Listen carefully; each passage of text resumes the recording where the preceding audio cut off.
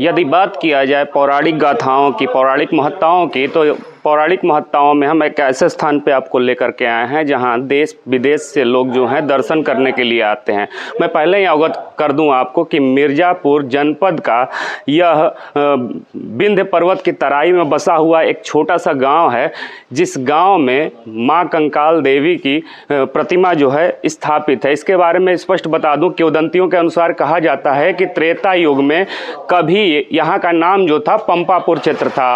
पंपापुर में चंडमुंड नामक जैसे राक्षस थे, जो राक्षस का वध माता काली ने किया और कंकाल स्वरूप में हो गई। शायद यही कारण है, कहा जाता है किंवदंतियों के अनुसार, कि माता का नाम कंकाल काली पड़ा। मैं परिसर में आपको लेकर चलता हूँ। ये परिसर पूरा फैला हुआ है। यहाँ के पुजारी जो होंगे उनसे भी बात करने की कोशिश करेंगे। पहले माता की प्रतिमा आपको नज़दीक से दिखा दूँ। माता जो है कंकाल स्वरूप में इसी स्थान पे हो गई थी। किंवदंती के अनुसार कहा जाता है कि चंडमुंड नामक राक्षसों का वध करने के बाद माता यहाँ विराजमान हो गई थी।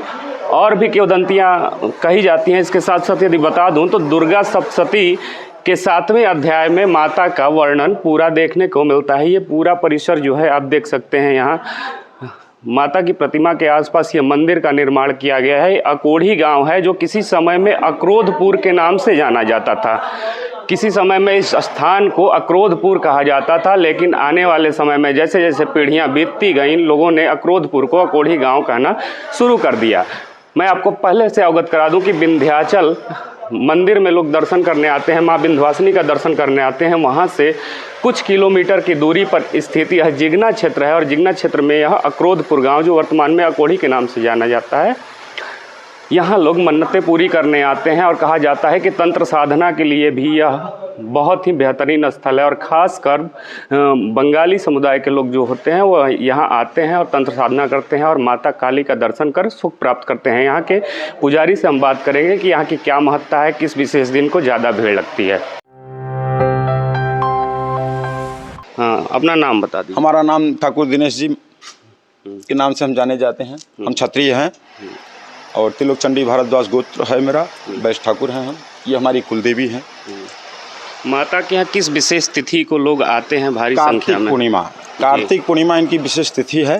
और परिवा, कार्तिक महीने में 2 तिथि पड़ती है, एक पूर्णिमा एक परिवा। क्या मान्यता है यहाँ की विशेष? यहाँ की सबसे बड़ी मान्यता भैया ये है कि यहाँ लोग कहते हैं कि माई अपना रूप बदलती है। और 26 बरस में हम ये देखे हैं कि जो भी व्यक्ति यहाँ से निराश आया अपने घर से, यहाँ हंस के गया। ये भी हम देख रहे हैं। 26 साल हो गया हमको यहाँ। अच्छा, कथानकों में हमने सुना है कि यहाँ पुत्र प्राप्ति के लिए भी लोग आते हैं। यस, यहाँ कोई भी चीज, माने कोई भी व्यक्ति, दुखी व्यक्ति यहाँ आया तो वो यहाँ से हंसकर गया। और पुत्र प्राप्ति का यहाँ रिकॉर्ड रखा हुआ है अखंड ज्योति। पटना राजेश्वर हॉस्पिटल के डॉक्टर ओपी राय, 30 वर्ष की अवस्था में उनको एक भी पुत्र की प्राप्ति नहीं थी। 30 वर्ष शादी हो गया था उनका। उसके बाद भगवती के यहाँ आए, उन्होंने संकल्प लिया, भगवती उनको जोड़ा पुत्र पैदा दिया और वो अखंड ज्योति जल रही है। उसके उपलक्ष्य में अखंड ज्योति वहाँ जल रही है। ये जिंदा प्रमाण है जी। और एक दूसरा प्रमाण और है, कानपुर से आते हैं गुप्ता जी हैं, राम शरण गुप्ता, वो आते हैं लखनऊ से। उनको भी, उनके साथ भी यही हुआ। उनके पास भी 4 ठो पुत्रियाँ थी। एक ठो पुत्र यहाँ आके रोए, दोनों प्राणी, भगवती ने उनको पुत्र दिया। अब अभी भी 4 दिन पहले आके गए। दोनों प्राणी आते हैं साथ में, दोनों आते हैं। तो यहाँ कुल मिला के ये कहने का मतलब ये कि जो अपने भाव से, जिस भाव से लोग आते हैं, भगवती उनका जरूर पूरा करती है। अच्छा, देश के अन्य मंदिरों में जब हम जाते हैं तो वहाँ विशेष तिथि को पूजन करने का प्रावधान तो होता ही है। उसके साथ साथ बताया जाता है कि विशेष तिथि के साथ साथ माता को कौन से भोग चढ़ाए जाते हैं जी, या पूजन की क्या विधि होती है? जी देखिए, देवी के 9 रूप हैं। 9 रूप में हर एक रूप का नैवेद्य, उनकी आरती, उनका नैवेद्य अलग अलग है। ये काली है तो यहाँ पर बलि और मांस से की जाने वाली पूजा ब्राह्मण को छोड़कर बताई गई है। बाकी हम लोग क्षत्रिय करते हैं। ये हमारी कुलदेवी, यहाँ हम लोग बलि देते हैं। बलि प्रथा है यहाँ पर, तो बलि प्रथा से इनका पूजन होता है। ठीक है। तो और ये पूजन आदिकाल से होता चला आ रहा, ये कोई नई प्रथा नहीं है। साल में एक बार इनका पूजन होता है। और ऐसे तो आप भी आ गए, महाराज हमारा पूजन करिए, महाराज हमारा करिए, तो पूजन होता रहता है, सबका होता रहता है। और काली के स्थान पर काली का प्रसाद या काली का विशेष भोग, माने सत के लिए कुछ और है, रज के लिए कुछ और, तम के लिए कुछ और। ये तीनों का अलग अलग प्रसाद भोग है। सात्विक लोग अपना लचीदाना नारियल से काम चला लेते हैं। हाँ, राजसी लोग जो है वो पेड़ा अंगूर और ये सेव ले आते हैं, और तामसी लोग जो है वो मांस और मदिरा ले आते हैं।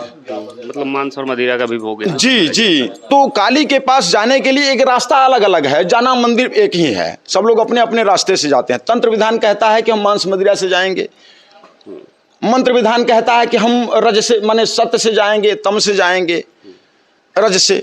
मैंने शुरू में किंवदंतियों के अनुसार सुना था, एक कथानक का जिक्र आता है कि त्रेता युग में इस स्थान का, पूरे विंध्य क्षेत्र का नाम पंपापुर हुआ करता था और चंडमुंड के राक्षस थे। हाँ, त्रेता में ये पंपापुर शहर है, यहाँ से करीब 100 मीटर पर पंपापुर शहर है, जहाँ ये भरों की नगरी थी राक्षसों की, और वो देवी का वहीं से आवरण हुआ था। ये वहाँ की कुल देवी थी।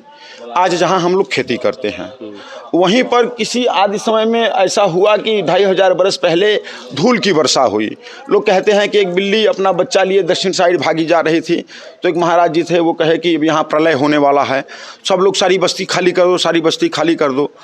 तो उसी समय जब धूल की वर्षा हुई, पूरी नगरी दब गई। आज भी दबी हुई नगरी, आज भी वहाँ खुदाई होने पर ये गढ़े गढ़े पत्थर, बड़ी बड़ी शिलाएँ मिलती हैं। ये घुड़िया पत्थर का ये पहाड़ ये ना, ये घुड़िया मिलता है, अच्छे अच्छे पटिया मिलते हैं, वहाँ मिलता है।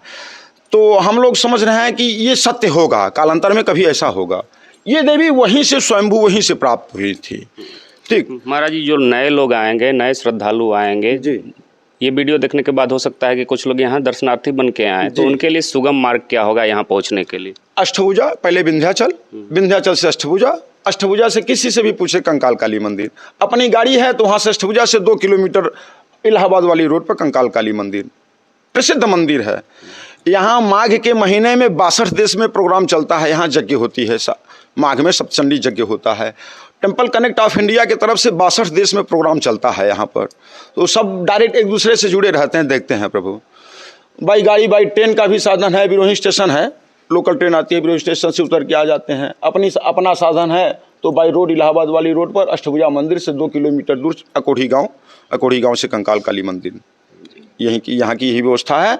और माई का ये पूरा वर्णन दुर्गा सप्तशती के 7वें अध्याय के एक एक श्लोक से माई का एक एक अंग मिलता रहता है प्रभु। एकदम वही दुर्गा सप्तशती के 7वें अध्याय में जो काली का वर्णन है, ये वही काली है, एशिया की पहली अद्वितीय प्रतिमा। हाँ प्रभु, जय माता। आप अभी देख रहे थे खबरों के खिलाड़ी की जो टीम थी, वहाँ एक धार्मिक स्थल पे आपको लेकर के आई थी, और धार्मिक स्थल पे आने के बाद हमने यहाँ माता के स्वरूप का दर्शन कराया है, साथ ही साथ आपको सुगम मार्ग भी बताया और विशेष तिथि भी बताया कि किस विशेष तिथि को जो है माता को कौन कौन से भोग चढ़ाए जाते हैं और कौन कौन से पूजन सामग्री उपलब्ध में लाए जाते हैं। यदि आपको कभी मिर्जापुर आना हुआ तो दर्शन करने आप यहाँ आ सकते हैं। देखते रहिए खबरों के खिलाड़ी। कैमरे के पीछे हमारे सहयोगी आशीष के साथ मैं विश्वजीत कुमार। जय हिंद, जय भारत।